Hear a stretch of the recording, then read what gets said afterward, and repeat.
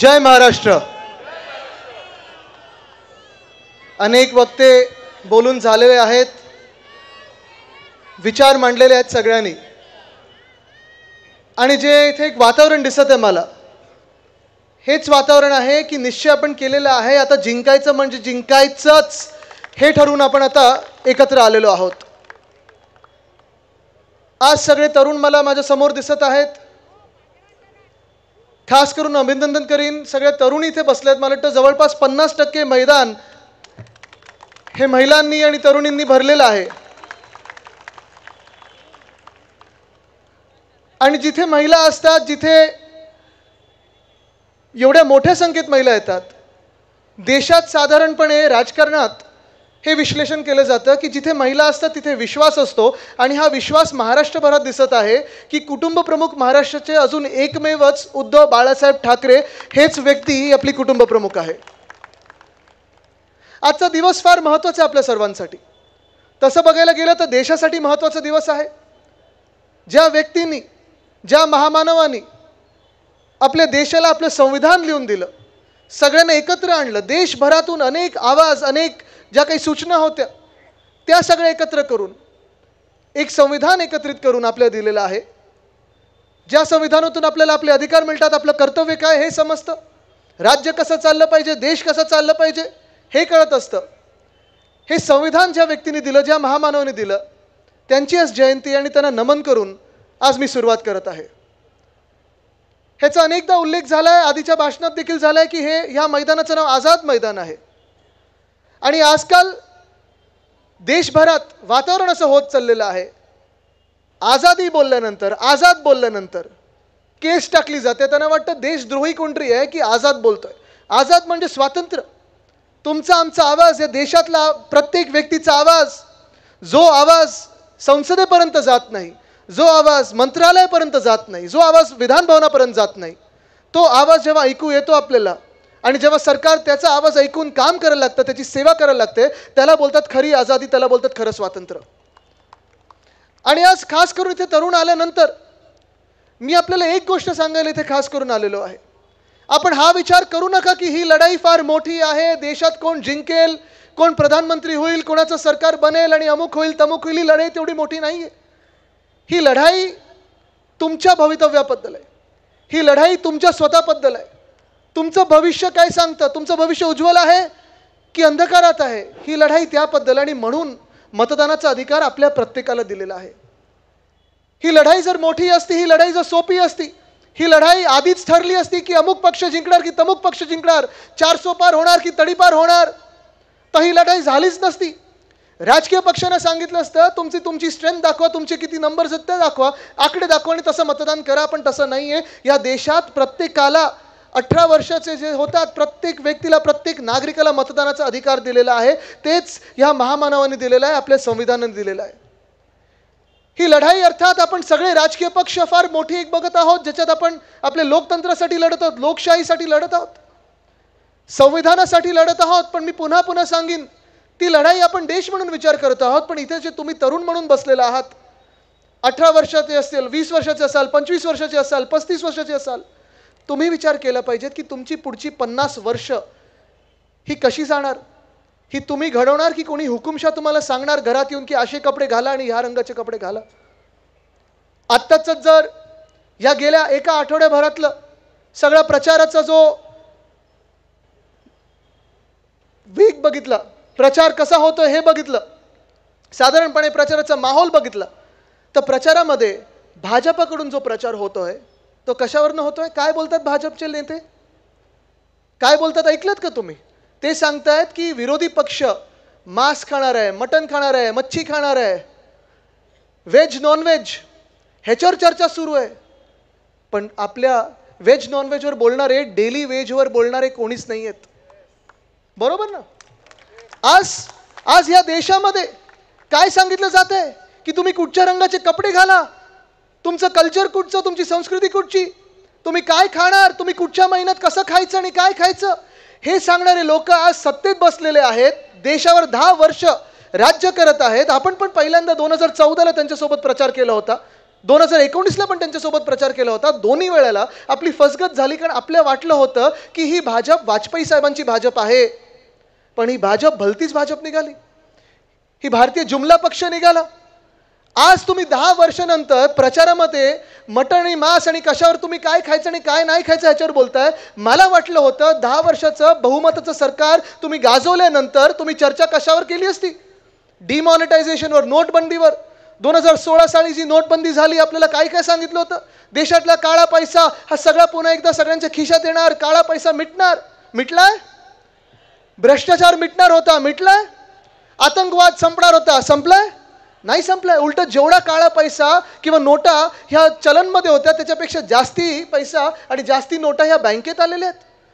जगभराने मान्य केलेलं आहे की डिमॉनिटायझेशन हे फेल झालेलं आहे, नोटाबंदी हे खोटं काम होतं. पण मला वाटलं होतं जर चांगलं काम असतं, जेवढ्या अभिमानाने त्यावेळी जाहीर केलं होतं की आज रात्री 8 पासून ह्या अमुक नोटा बंद होतील, 10 वर्षाच्या सत्तेनंतर तुम्ही सांगाल आम्हाला नोटाबंदीचा काय या देशाला फायदा झालेला आहे? आम्हाला वाटलं होतं 370 कलम जेव्हा काढलं, आम्ही पण त्याचं स्वागत केलं आणि अजूनही करतो. लडाखला जेव्हा वेगळं युनियन टेरिटरी बनवली गेली होती, त्याच 370 कलमच्या निर्णयामुळे आम्हाला वाटलं होतं लडाखसाठी चांगले दिवस येतील. आम्हाला वाटलं होतं सोनम वांगचुक तिथे आज उपोषणाला बसले, त्यांना वेळ येणार नाही, कारण भाजपाचे जे तिकडचे खासदार आहेत लडाखमधले, त्यांनी जे भाषण गाजवलं होतं संसदेत ते पुन्हा एकदा ह्या मोर्चात कुठेतरी येतील. आम्हाला वाटलं होतं कुठेतरी प्रचारात येतील, सांगतील लडाखला काय काय मिळालं. पण असं न होता अशी परिस्थिती आलेली आहे की 30 ते 40 हजार लोक तिथे लडाखमध्ये उपोषण करतायत, आंदोलन करतायत, पण त्यांचा आवाज ऐकला जात नाहीये. आणि त्याच लडाखी लोकांवर जे सैन्यबळ वापरलं जात आहे, सेंट्रल रिझर्व्ह पोलीस फोर्स वापरलं जातोय, पॅरामिलिटरी फोर्स वापरलं जातोय, जसं त्यांना बंदिस्त केलं जात आहे. आम्हाला वाटलं होतं हेच सगळे फोर्सेस तुम्ही ते चायनाला ज्यांनी घुसखोरी केली आहे त्यांना पळवून लावण्यात कराल, पण चायनाबद्दल अजून एक शब्द काढलेला नाही आहे. आणि बोलतात कशावर? मटण कोण खातं आणि मच्छी कोण खातं ह्याच्यावर बोलत आहेत.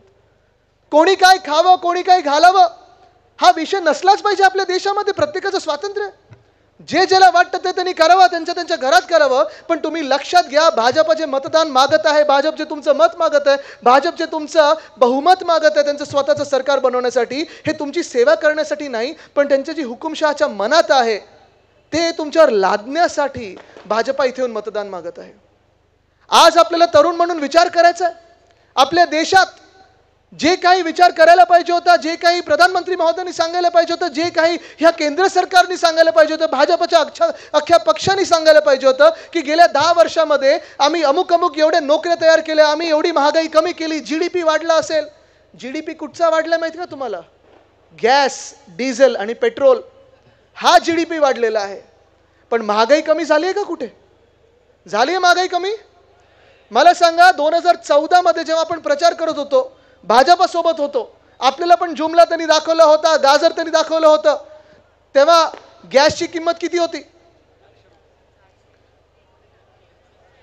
किती होती? बरोबर ना? आज किती आहे? पेट्रोलची किंमत किती होती? आता किती आहे? डिझेलची किंमत किती होती आणि आता किती आहे?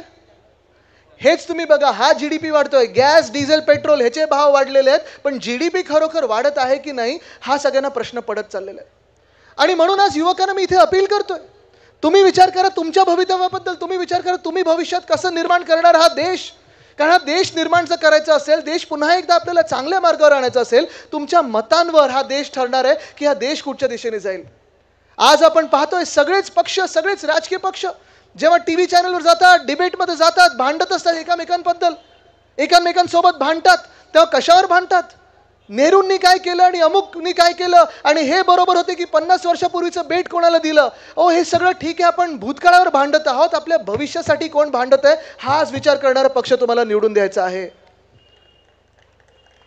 आज हा पक्ष आपल्याला निवडून द्यायचा आहे. आज शिक्षणापासून आपण पाहतोय घोटाळे निघत आहेत. ते कोविडमध्ये आपण पाहिलं असेल, सुरतमध्ये काय झालं, उत्तर प्रदेशमध्ये काय झालं. आज अमोल भैयांना ED, CBI, IT जे भाजपाचे मित्रपक्ष आहेत ते हैराण करायला बघत आहेत, नोटिसा मारत आहेत, पण अमोल भैया घाबरलेले नाही आहेत, लढत आहेत, आपले वाघ आहेत आणि दिल्लीत जाणार म्हणजे जाणार हे ठरवलेलं आहे. आहे ना, त्यांनी पण स्पष्टपणे सांगितलेलं आहे की हिम्मत असेल तर टाकात. कारण ह्या भाजपचं धोरणच झालेलं आहे की जे जे भाजपला सतवतात, जे जे सत्य बोलत असतात, जे जे देश हिताचं बोलत असतात, त्यांना ते IT, ED, CBI ह्या चौकशांमध्ये फसवतात. कोणाला आत टाकतात, कोणाला कुठे नजरबंद ठेवतात, कोणावर नोटिसा पाठवत असतात, कोणावर धाड टाकत असतात. पण त्यांना कुठेही खरं बोलण्याची हिंमत नाही आणि खरं ऐकून घेण्याची हिंमत नाही आहे.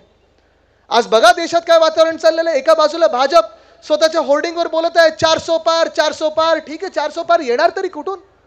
दक्षिण भारताने भाजपसाठी दरवाजे बंद केलेले आहेत. ना केरळामध्ये सीट येणार आहे, ना तामिळनाडूमध्ये सीट येणार आहे. कर्नाटकमध्ये जेवढ्या सीट होत्या त्या हलणार आहेत. तेलंगणामध्ये तर काँग्रेसने चमत्कार करून दाखवलेला आहे. आंध्र प्रदेशमध्ये आपण पाहतोय बदल होत आहे.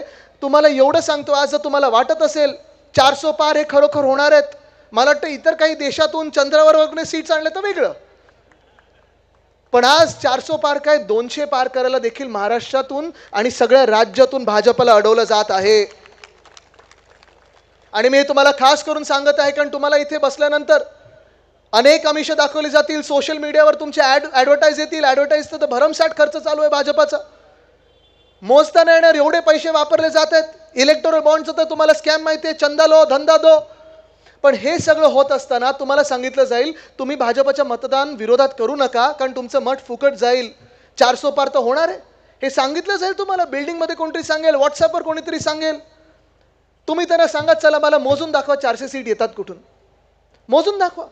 आज जर आपण पाहिलं, मी सगळीकडे फिरत आहे, कपिल पाटील साहेब इथे आहेत, ते पण तुम्हाला सांगू शकतील. आम्ही सगळीकडे जिथे जिथे फिरत आहे, परिवर्तनाचे वारे या देशात वाहू लागलेले आहेत. आणि तुम्हाला आज सांगतो मी, केंद्र सरकार पण आपलंच येणार, इंडिया आघाडीचंच केंद्र सरकार येणार, हे तुम्ही आज लिहून ठेवा.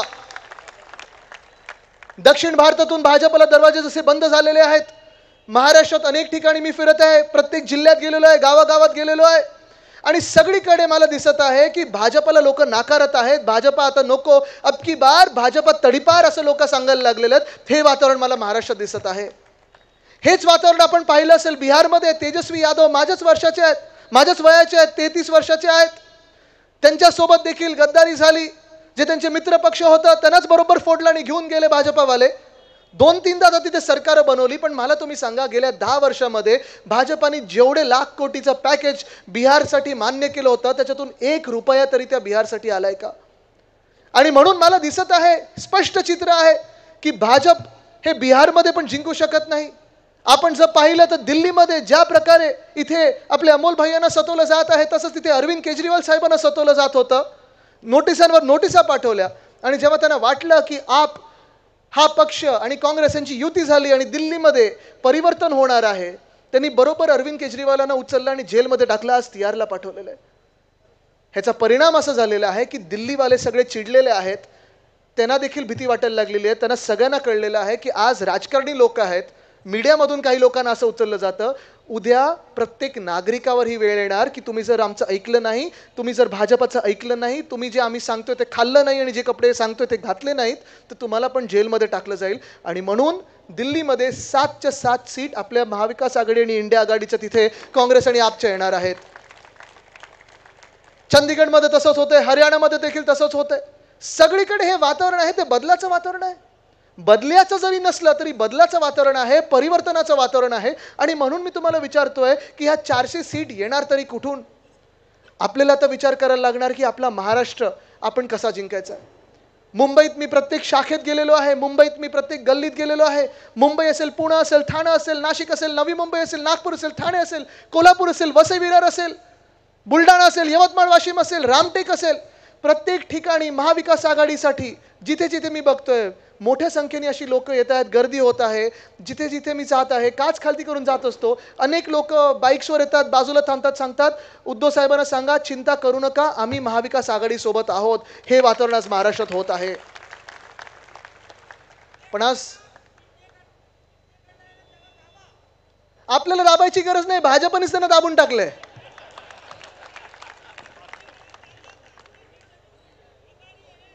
नक्की नक्की दाबणार. तुम्ही हा विचार करा, मिंदी गटाची परिस्थिती तर अशी झालेली आहे. काय काय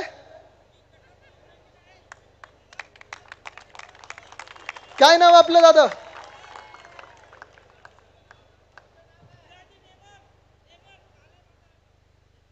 वरती या.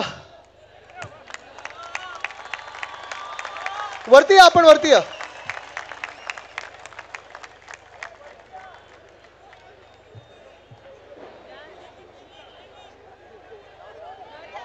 बाकीच्यांनी बसा, बाकीचे सगळ्यांनी वरती नका येऊ. बुके आहे का?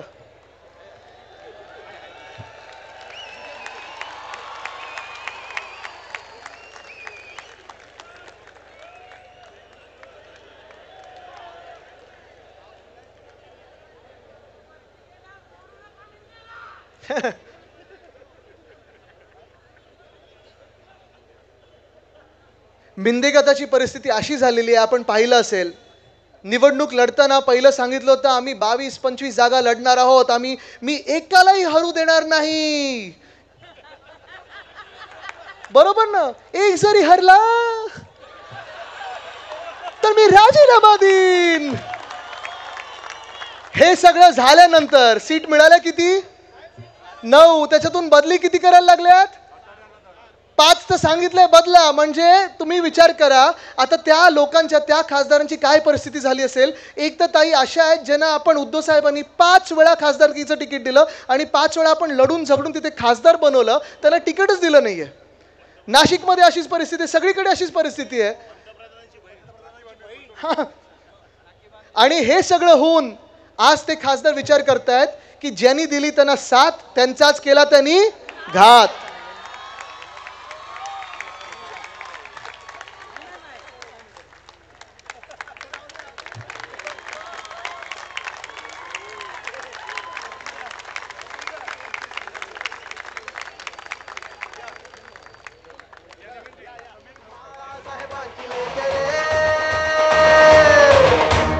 पक्ष आपला ठाकरे, चिन्ह आपलं ठाकरे, आन शान ठाकरे. पण ही परिस्थिती जसं आज आपण पाहतोय की मिंदे गटाला देखील वाटायला लागलेलं आहे की अरे आम्ही ज्याच्यासाठी लढलो, ज्याच्या सोबत गेलो, एवढं कुठे कुठे पळाले बिचारे. कुठे गेले तर ते गुजरात, मग गुवाहाटी, मग गोव्यात जाऊन टेबलांवर नाचले. आज ते पण विचार करत आहेत की पुढचं जेव्हा विधानसभेच्या निवडणुका येतील, एक तर सुप्रीम कोर्टात निकाल लागल्यानंतर काय राहणार की नाही राहणार, आणि ते सगळं झाल्यानंतर चुकून राहिलेच तर तिकीट तरी मिळणार की नाही मिळणार, हा विचार आज करण्याची परिस्थिती आलेली आहे. पण जसं मी सांगितलं, आज मी त्यांच्यावर टीका करणार नाही, आज मला राजकीय भाषण करायचं नाही. आज मला तुम्हाला विचारायचं युवकांना की तुम्ही कोणाच्या बाजूने मतदान करणार. कारण राजकारण आपण सगळीकडे ऐकतो. 2014 नंतर प्रत्येक घरोघरी, प्रत्येक मैदानात, प्रत्येक स्टेडियममध्ये सगळीकडे राजकारण आलेलं आहे. कोणी मेडल जिंकलं, कोणी क्रिकेटची मॅच जिंकली, बरोबर तिथे फोटो येतो कोणाचा तरी कप देताना की आमच्याचमुळे सगळे जिंकलेले आहेत. ही भाजपची वृत्ती आपली नाही आहे. आपण विचार करायचा आहे की आपल्यात आणि त्यांच्यामध्ये फरक काय आहे. आणि तुमच्या समोर हा फरक डोळ्यासमोर आहे. कारण गेली 5 वर्षाचा जरी तुम्ही फरक बघितला किंवा पाढा वाचलात तरी आपली 2.5 वर्ष महाविकास आघाडीची आणि 2.5 वर्ष ह्या गद्दार गँगची तुम्हाला फरक माहिती आहे की केवढा फरक हा पडायला लागलेला आहे. आपल्याला आठवत असेल, आपल्या काळात सगळ्यात मोठा कठीण काळ जगावर आला होता, महाराष्ट्रावर आला होता, आपल्या देशात आला होता, तो म्हणजे कोविडचा होता. कोविडमध्ये देखील अर्थचक्र आपण थांबू दिलं नाही. कारण जिथे रेव्हेन्यू सोर्सेस बंद पडत होते तिथे देखील इथे देसाई साहेब बसलेले आहेत, सुभाष देसाई साहेब बसलेले आहेत, उद्योग मंत्री होते. आम्ही दोघांनी डॅवोसला जाऊन महाराष्ट्रासाठी 80,000 कोटीची गुंतवणूक आणली आणि खरी आणली. ह्या गद्दार गँगसारखे 24 तासात 28, 30, 32 कोटी खर्च करून नाही, तर जो काही खर्च तो लोकांसमोर ठेवला आणि जे काही आपण आणलं ते लोकांसमोर आणलं. त्याच 2.5 वर्षाच्या काळामध्ये उद्धव साहेबांवर विश्वास ठेवून, देसाई साहेबांवर विश्वास ठेवून, मी होतो, देसाई साहेब होते, नितीन राऊत साहेब होते, आम्ही सगळेच एकत्र काम करायचो. आमच्यावर पूर्ण आपल्या विश्वास ठेवून, सरकारवर विश्वास ठेवून आपल्या राज्यात आपण त्या 2 वर्षांमध्ये, 2.5 वर्षांमध्ये 6.5 लाख कोटीची गुंतवणूक आणू शकलो. आणि ती लोकांसमोर आहे, जग जाहीर आहे, ती आहे गुंतवणूक लोकांसमोर आहे. मागच्याच काळात म्हणजे जेव्हा मी आरोप केला होता वेदांता फॉक्सकॉन, जेव्हा मुख्यमंत्र्यांना माहिती सुद्धा नव्हतं, घटनाबाह्य मुख्यमंत्र्यांना, की तो देखील गुजरातला गेला, तेव्हा त्यांनी सांगितलं होतं आम्ही व्हाईट पेपर आणू. बोलो नक्की आणण्याचा प्रयत्न केला. पण त्या 6.5 लाख कोटीच्या गुंतवणुकीतून साधारणपणे 96% कामं ही झाली होती किंवा मार्ग लागली होती आणि भूमिपूजन झालं होतं. म्हणून खोटं बोलायला त्यांना स्कोपच नव्हता, त्यांनी व्हाईट पेपर्स बाजूला ठेवला. ही अशी कामं आपण केलेली आहेत. कोविडच्या काळात जे आपण काम केलं आणि आज आवर्जून सांगतो होय आपण चांगलं काम केलं.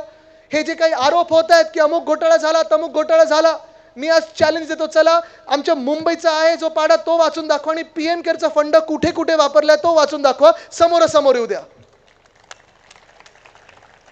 आज आपण पाहिलं असेल मुंबईचं कौतुक, धारावीचं कौतुक जगभरात झालं, वर्ल्ड हेल्थ ऑर्गनायझेशननी केलं, सुप्रीम कोर्टाने केलं, देशभरात सगळीकडे झालं. आणि जसं मुंबईची मॅनेजमेंट आपण केली, महाराष्ट्राची मॅनेजमेंट आपण केली कोविडच्या काळामध्ये, सगळेच आपण म्हणजे शिवसेना असो, राष्ट्रवादी काँग्रेस असो, काँग्रेस असो, इतर मित्रपक्ष असो, जे काम जी सेवा ह्या महाराष्ट्राची आपण त्यावेळी केली. तुम्ही मला सांगा, जी चित्र आपल्या TV स्क्रीनवर येत होती, जी उत्तर प्रदेशमधून येत होती, जी आपल्याला गुजरातमधून चित्र बघायला मिळत होती, ह्याच्यात फरक होता की नव्हता? होता. आणि आज पण मी जेव्हा जेव्हा कुठेही जगभरात फिरतो, कोण ना कोणतरी मला आपल्या राज्यातून भेटतं, आपल्या शहरांमधून भेटतं, आपल्या गावांमधून भेटतं आणि सांगतं, आदित्यजी थँक्यू. मी म्हणतो, कशासाठी तुम्ही थँक करता मला? मी काय केलं? 2.5 वर्षात तर मंत्री पण नाही आहे. आणि ते सांगतात, आपके पिताजी ने जो कोविड में काम किया, आपके पिताजी की वजह से हमें बेड मिला, ऑक्सीजन मिला, हमारी जान बच गई. आणि हे नुसतं महाराष्ट्रातल्या लोकांसाठी नाही, तर जे कोणी मजदूर आपल्या राज्यात राहत होते, आपल्या शहरांमध्ये राहत होते, आपल्या गावांमध्ये काम करत होते, त्या सगळ्यांसाठी केलं. मला आठवतं एक दिवस तर एवढा भयानक होता की सगळे मजदूर बिचारे आपले इथून चालायला लागलेले, रेल्वे बंद होती. केंद्र सरकारला आपण त्यावेळेचे रेल्वे मंत्री पियुष गोयल साहेब होते, उत्तर मुंबईतून आता आज ते तिथे उमेदवार म्हणून लढत आहेत.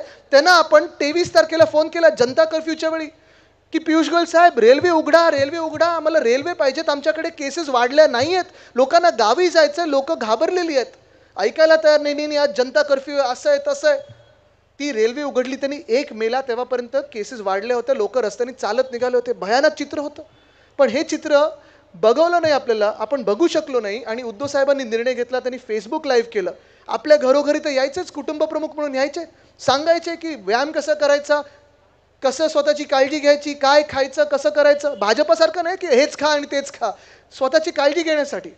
पण तेव्हा त्यांनी हे पण सांगितलं सगळ्या मजदूरांना, मग ते बिहारमधले असो, उत्तर प्रदेशचे असो, आसामचे असो, केरळचे असो, की आप भी हमारे ही हो और आपकी हिफाजत हम करेंगे, आप महाराष्ट्र में रहिए. त्यांच्यासाठी आपण कॅम्प्स उघडून दिले. आणि हे सगळं करत असताना तुम्ही ही गेली 2-2.5 वर्ष या घटनाबाह्य सरकारची बघा. सगळं जे काही चाललेलं आहे ते कोणाच्या आदेशावरनं चाललेलं आहे? दिल्लीच्या आदेशावरनं चाललेलं आहे, अहमदाबादच्या आदेशावरनं चाललेलं आहे. सगळे एक उद्योग जे होते आपल्या राज्यात. आणि तुम्हाला आज इथे मला सांगा, 20शीतले किती लोक आलेत? 20 वर्ष प्लस किती लोक आहेत? हात वरती करून दाखवा जरा. कॉलेजमध्ये शिक्षण पूर्ण झालं तुमचं? हो की नाही? डिग्री मिळाली आहे? जॉब शोधताय ना? मला तुम्ही सांगा, कालच मी अनिल देसाई साहेबांना विचारत होतो, ते स्थानिक लोकाधिकार समिती अनेक वर्ष बघत आहेत जवळून.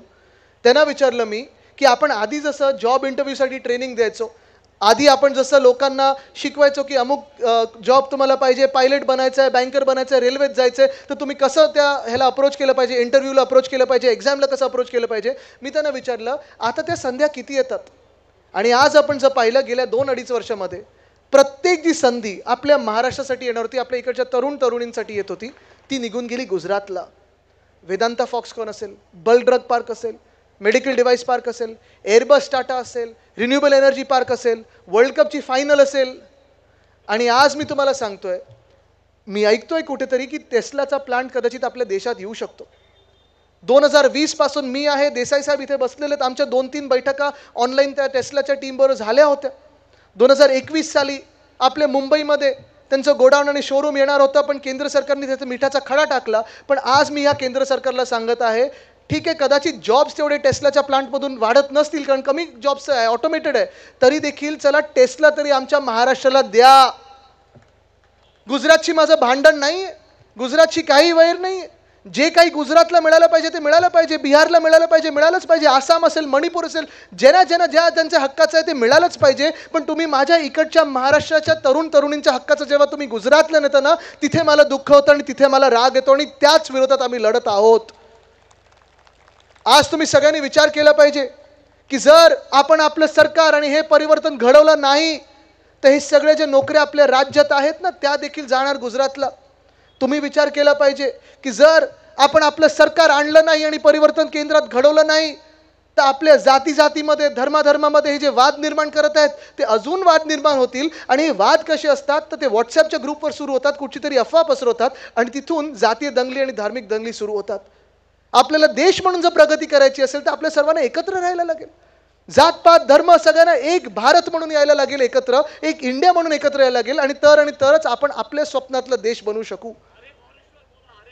आज आरे फॉरेस्टवर बोलण्यासारखं खूप आहे, पण तेवढं आज बोलत नाही मी. पुढे एक महत्त्वाचा विषय मला सांगायचा. आज महिला इथे खास करून मोठ्या संख्येत बसतात म्हणून तुम्हाला सांगायचं आहे.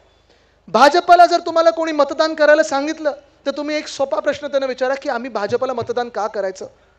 जो भाजप महिलांचा अपमान सहन करतो, जो भाजप महिलांच्या अपमानाला प्रोत्साहन देतो, ज्या ह्या महाराष्ट्राच्या मंत्रिमंडळात 2 असे कॅबिनेटचे मंत्री बसलेत, एकाला तो उद्धव साहेबांनी हकलून टाकलेलं, गेट आउट म्हणून काढून टाकलेलं, तेच एक पुन्हा एकदा तिथे मंत्रिमंडळात बसलेत का तर त्यांच्यावर घाणेरडे आरोप केले होते एका महिलेने. तरी चौकशी आता झाली नाही झाली मला माहीत नाही, पण त्यांना बसवलेलं आहे. दुसरे असे ज्यांनी टीव्हीवर एका महिला खासदाराला घाणेरड्या शिव्या दिल्या तरी त्याला गेट आउट सांगितलं नाही, उलटं प्रमोशन दिलं आणि बाजूला बसवलं.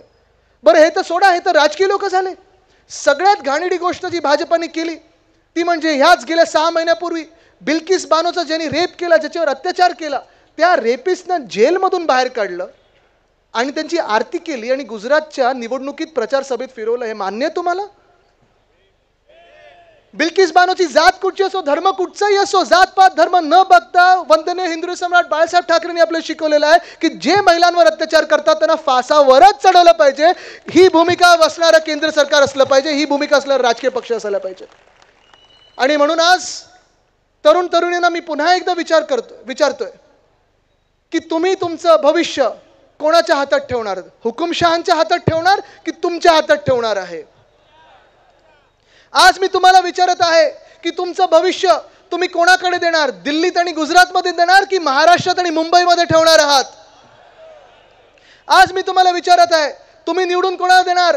जे उद्धव साहेबांना धगा देऊन बाहेर पळालेले आहेत, गुवाहाटीला पळाले, लपून गेले डरपोक लोकांना देणार की अमोल भैयांना तुमचं मत देणार? जर अमोल भैयांना तुम्हाला मतदान करायचं असेल तर आपलं चिन्ह कुठचं असणार आहे? आपलं चिन्ह कुठचं असणार आहे? आपलं चिन्ह कुठचं असणार आहे? चिन्ह है मशाल, जीत होगी विशाल. धन्यवाद. जय हिंद, जय महाराष्ट्र, वंदे मातरम.